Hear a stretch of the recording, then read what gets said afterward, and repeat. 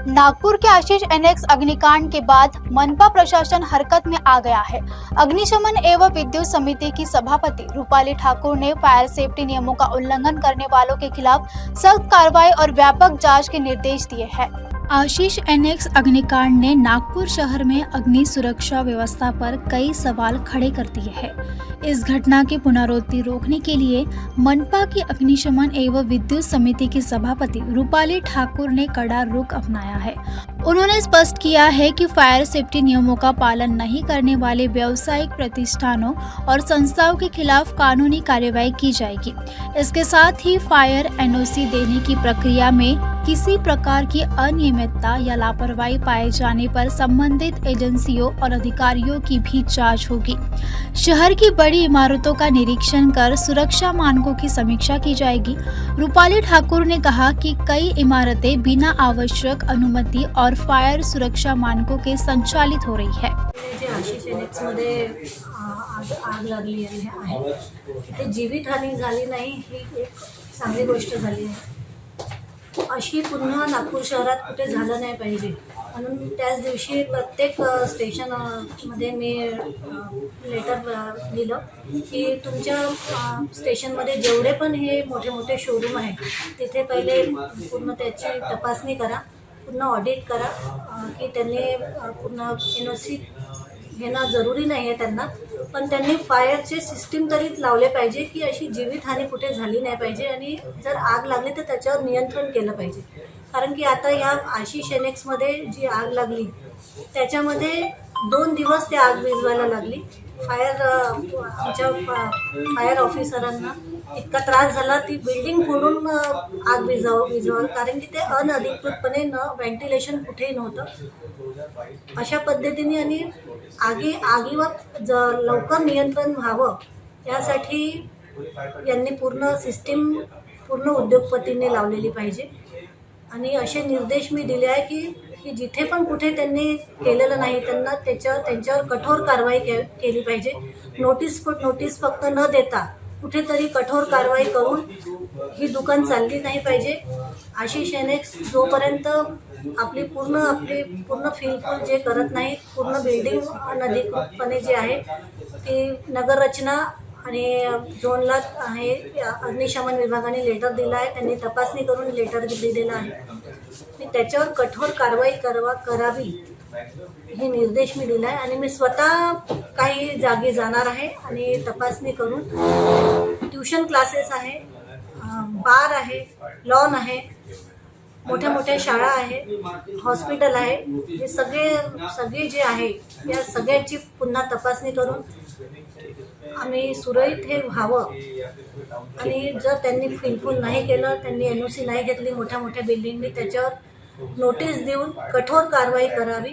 तुम्ही 7 दिवसाचा नोटीस देता, 7 दिवसानंतर जी कारवाई होते ती कठोर व्हावी, फक्त नोटीस न होता कारवाई कुठेतरी झाली पाहिजे। अग्निशमन अधिकारियों ने कहा कि ऐसे मामलों में केवल नोटिस देकर कार्यवाही समिति नहीं रखी जाएगी, बल्कि जिम्मेदार अधिकारियों और कर्मचारियों की जवाबदेही भी तय की जाएगी। 2 दिवसापूर्वी आशीष एनेक्स मध्ये जी आग लागली होती त्यामध्ये अग्निशमन उपाययोजनांची पूर्तता नसल्यामुळे त्या इमारतच्या ओनर्सला ॲक्टच्या सेक्शन 36 अंतर्गत पोलीस डिपार्टमेंटला FIR दर्ज करण्याकरता त्यांना आम्ही पत्र दिलेलं आहे। त्याप्रमाणे त्यांनी FIR सुद्धा केलेली आहे आणि आता पुढे तिथे सध्या कुठलाही व्यवसाय सुरू होणार नाही याबाबत आम्ही दक्षता घेणार आहे। सध्या ती जी बिल्डिंग होती त्या संदर्भामध्ये अशी माहिती पडते की त्याला एनओसी दिला गेलेला नव्हता आणि या संदर्भामध्ये पण जे काही नॉर्म्स आहेत त्याची चौकट जरा आपण आता तपासत आहात, त्याबद्दल पण माहिती। हो, आम्ही चौकशी केली असता त्या आशीष एनेक्स बिल्डिंगला अग्निशमन विभागातर्फे कुठलीही एनओसी देण्यात आलेली नाही आहे आणि आम्ही जेव्हा ॲक्च्युअल फायर फायटिंग करत असताना आमच्या असं निर्देशन झाले की त्या 3 बिल्डिंग एकत्र करून हा व्यवसाय सुरू होता, हे प्युअरली इलिगल होतं आणि त्याबाबत आम्ही टाउन प्लॅनिंग आणि झोन विभागाला सुद्धा पत्र दिलेलं आहे की त्या मंजुरी विरुद्ध वापर सुरू आहे तर त्याबाबत योग्य ती कारवाई करण्याबाबत आम्ही करतो। ज्या बिल्डिंगमध्ये एनओसी आहे त्यांच्याकडे तर सिस्टम आहेच आहे, पण ज्या इमारतीमध्ये एनओसी नाही आहे किंवा सिस्टम नाही आहे त्यांच्यावर आम्ही ॲक्टप्रमाणे रेग्युलर नोटीस देणं सुरू आहे।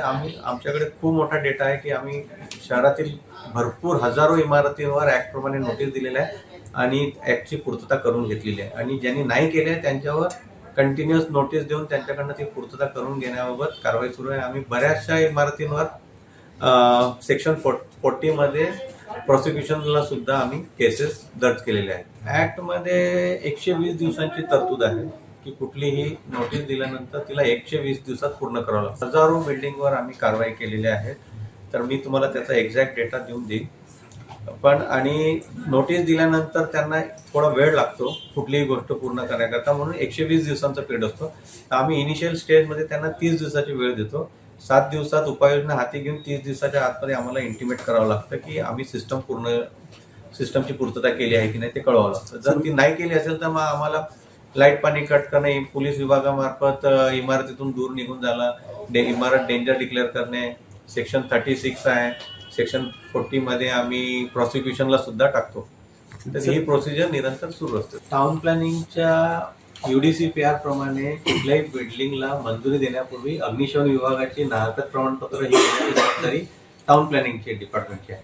त्याप्रमाणे कुठलेही नकाशे मंजूर करण्यापूर्वी टाउन प्लॅनिंगकडनं आमच्याकडे प्लान्स येतात. आम्ही ते प्लान्स जेव्हा आमच्याकडे येतात तेव्हा आम्ही ते कन्सर्न कोणता एरिया आहे त्या एरियाच्या स्टेशन ऑफिसर्सला, फायर स्टेशनच्या स्टेशन ऑफिसरला ते मार्क करतो. ते प्रॉपर स्पॉट व्हिजिट करतात, इन्स्पेक्शन रिपोर्ट जनरेट करतात, मग माझ्याकडे येतात आणि मग त्या बेसवर आम्ही नकाशावर सगळ्या ऍक्ट प्रमाणे सगळ्या बाबींची पूर्तता झाली असेल तर आम्ही त्याला NOC इश्यू करतो. आणि ही झोनला आणि आमचा डायरेक्ट संपर्क येत नाही. ते टाउन प्लॅनिंग डिपार्टमेंटनी त्यांना कारण झोनला पण जे इंजिनियर्स आहेत त्यांना सुद्धा माहिती होण्याकरता टाउन प्लॅनिंग डिपार्टमेंटनी त्यांच्याकडे एक प्रत सुद्धा देण्यात यावी असं मला वाटतं. कुठलाही प्रिमायसेस, कुठलाही NOC विदाऊट व्हेरिफिकेशन होत नाही सर. आम्ही स्पॉट व्हिजिट करतो. स्पॉट व्हिजिट केल्यानंतरच, आता मी तेच बोललो, ऍक्टची पूर्ण पूर्तता होत असेल, ऍक्टिव्ह पॅसिव्ह प्रोटेक्शनची पूर्तता होत असेल तरच इमारतीला NOC इश्यू केला जाते. आशीष NX हादसे के बाद नागपुर मनपा अब अग्नि सुरक्षा को लेकर कोई जोखिम नहीं लेना चाहती। प्रशासन का दावा है कि नियमों का उल्लंघन करने वालों पर सख्त कार्रवाई होगी और शहर की सभी प्रमुख इमारतों की सुरक्षा व्यवस्था की व्यापक समीक्षा कर नागरिकों की सुरक्षा सुनिश्चित की जाएगी।